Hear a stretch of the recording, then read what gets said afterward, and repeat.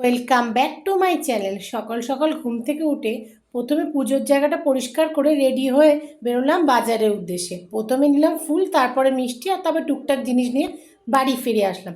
তারপরে বাড়ি এসে সব জিনিসপত্রগুলো নামিয়ে দিলাম। মার রোজকার কাজ, সবজিগুলো সব ধুচ্ছে।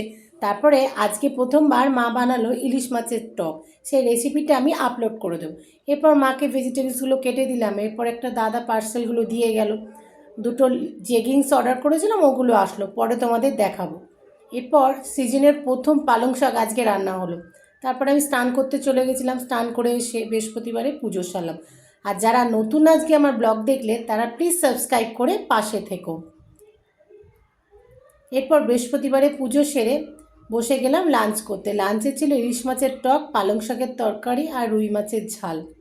ইলিশ মাছের টকটা মা অসাধারণ বানিয়েছিল। এরপর বিকালবেলা অনেক দিন বাদে ঝালমুড়ি বানালাম।